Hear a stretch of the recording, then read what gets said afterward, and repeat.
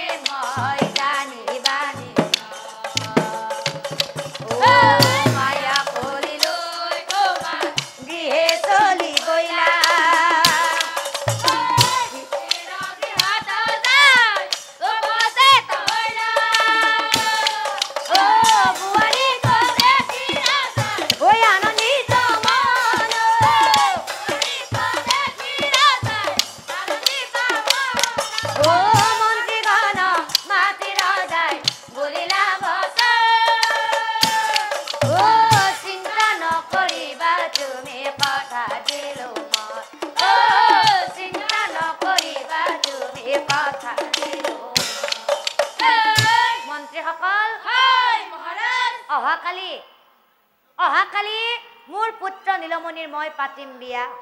আৰু সেই কাৰণেই তোমালোকে সেই গাঁৱে ভূঞে গৈ নিমন্ত্ৰণ দিয়া আজ্ঞা পাই ঢুলীয়া গান তেখনে চলিলা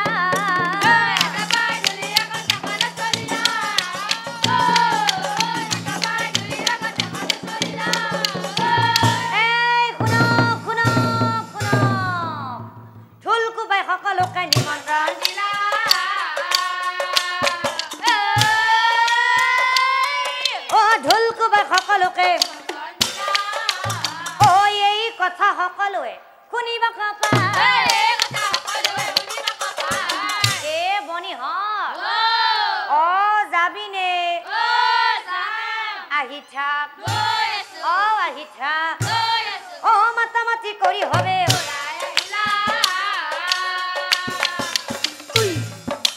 মাতামাতি কৰি হবে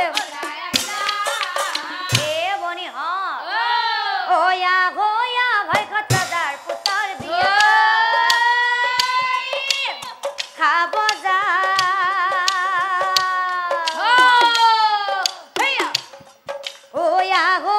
ভাই খতাদাৰ পুতৰ বিয়া খাব যা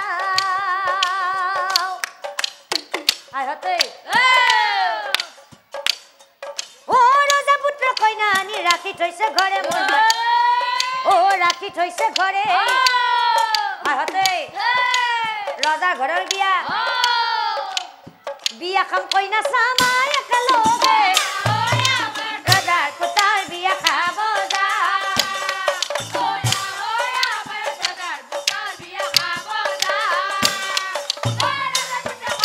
ৰাখি থৈছে ঘৰে মোৰ মাই ৰাখি থৈছে ঘৰে বিয়া খাম কইনা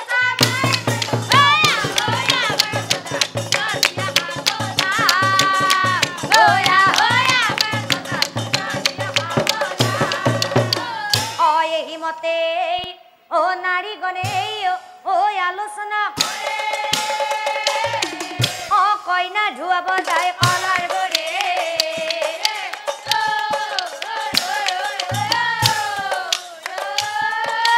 কইনা ধুয়াব যায় বনিহঁত আমি কইনা তো ধুয়া নবল নারী গণে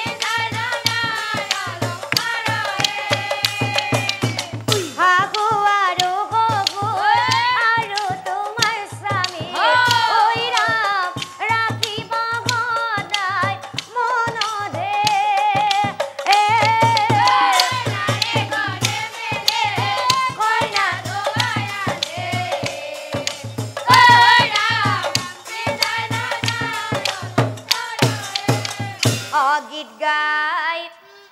কইনা হাজির উলিয়ায়া রভাতলত দৰা কইনাৰ বিয়া হৈ গইলা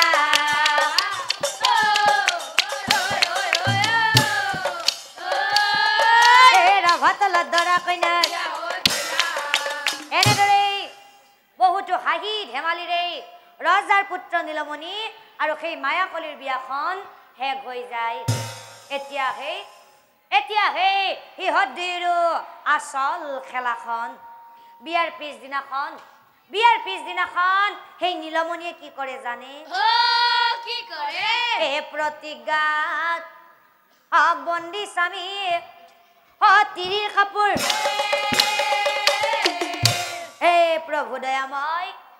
হে প্ৰভু দয়াময় কি পাল্লাত পৰিলো মনতে ভাবে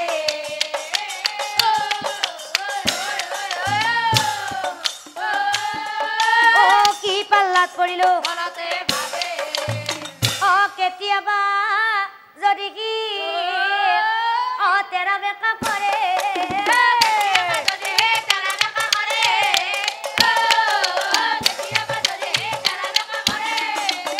সেই মায়াকলিয়ে নিজৰ গিৰিয়েকৰ লগত কি কৰে জানে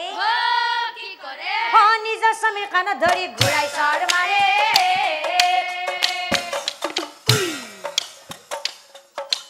নিজৰ স্বামীৰ কাণত ধৰি এইবোৰ দেখি সুৰত ৰজাৰ সহ্য নহৈলা পুত্ৰ বোৱাৰীক মাতি এই কুলংগাৰ পুত্ৰ যা তই গোটেই ৰাজ্যখনে ঘূৰিয়া যা কোন পুৰুষেই তিৰিৰ কাপোৰ ধুই কোন পুৰুষেই তিৰিৰ হাতৰ চৰ খাই নাপায় বাচ্চা এইবিলাক কাম কেতিয়াও কৰিব নাপায় আৰু তেতিয়া ৰজাৰ পুত্ৰ নীলমণিয়ে কৈছিল অ বিটা এইবিলাক কাম মই কিয় কৰো জানা এইবিলাক কাম মই কিয় কৰো জানা তাই কষ্ট পাব বুলি ময়ে কৰো অ বিটা আজিৰ পৰা এনে কথা নকবা দেউনা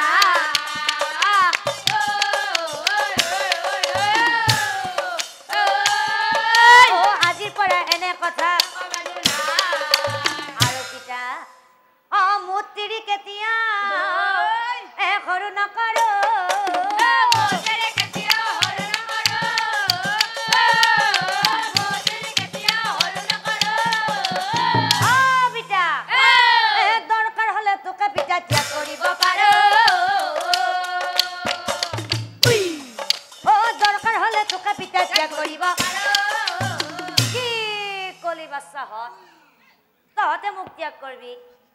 তহতে মোক ত্যাগ কৰবি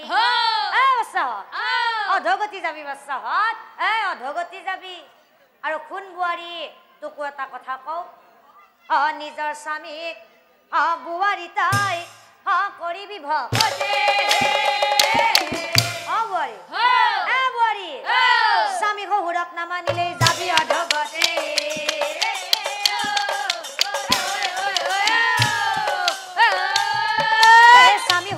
নামানিলে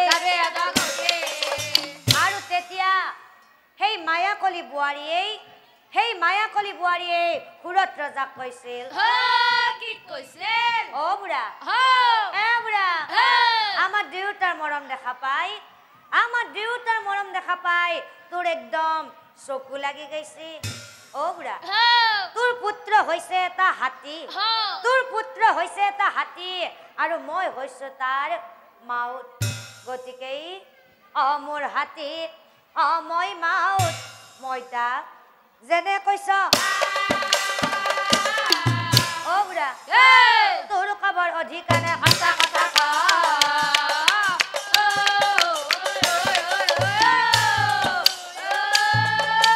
তোৰ কবৰ অধিকাৰে আৰু কোন বুঢ়া যেতিয়া মই ঘৰত নাথাকিম নহয় তেতিয়া তই তেতিয়া তই মোৰ মানুহজনক হোৱাই নোহোৱাই কিছুমান কথা লগাই নাথাকিবি নহ'লে এইখন ঘৰত খোৱা লোৱাটো দূৰৰে কথা এই বৃদ্ধাশ্ৰমত থৈ আহিম তোক নিশ্চয় জানিবি কি কলি অ বোৱাৰী বোৱাৰী তই মোক সেই বৃদ্ধাশ্ৰমত থোৱা কথা কলি নাপাই বাচ্চাহঁত এইবিলাক কাম কৰিব নাপায় কিয় জানা বোৱাৰী তোৰো এখন সংসাৰ আছে তোৰো এদিন ল'ৰা ছোৱালী হ'ব সেই ল'ৰা ছোৱালীয়ে তোকো এদিন সেই বৃদ্ধাশ্ৰমত থোৱা কথা ক'ব বাচ্চা সেইদিনাখন তোৰ কেনে লাগিব বোৱাৰী সেইদিনাখন তোৰ কেনে লাগিব তই সেইদিনাখনে হি বুলি মায়া কলি অন্তৰ্জন ভৈলা আকাশবাণী কৰি ৰজা আকাশবাণী কৰি ৰজা এই সুৰত ৰজা তোৰ মনত পৰে নেই এদিনাখন তই মন্ত্ৰীসকলৰ আগত শাস্ত্ৰৰ কথা কৈ থাকোঁতেই তোৰ পুত্ৰ নীলমণিয়ে কি কৈছিল পিতা কোন সেই কলি আৰু কি কলিৰ কাল আৰু কলিক যদি লগ পাই সেই কলিৰ কাণত ধৰাই উঠাব হাকৰাম বুলি কৈছিল পিছে ৰজা তইতো গমেই নাপালি ময়ে সেই কলি মায়া কৰি তাৰ লগত ময়ে বিয়া হৈ আহিছিলোঁ গতিকে ৰজা যেতিয়ালৈ এই সমগ্ৰ পৃথিৱীখনত কলি যুগ চলি থাকিব নহয় তেতিয়ালৈ কিছুমান নাৰীয়ে সদায় সমাজ শাসন কৰি গৈ থাকিব আৰু কিছুমান পুৰুষ সদায় নাৰীৰ কথা মতেই উঠা বহা কৰিব আৰু এনেদৰে সদায় চলি গৈ থাকিব কলিৰ যুগ আৰু এনেদৰে সদায় চলি গৈ থাকিব কলিৰ যুগ হৰি ৰাম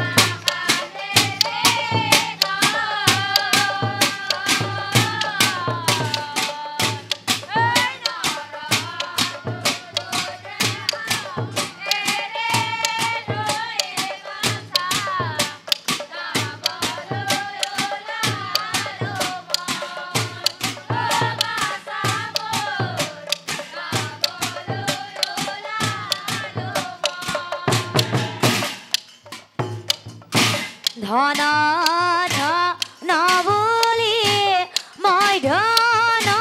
ঘটিল বহুদিন খাম লম বুলি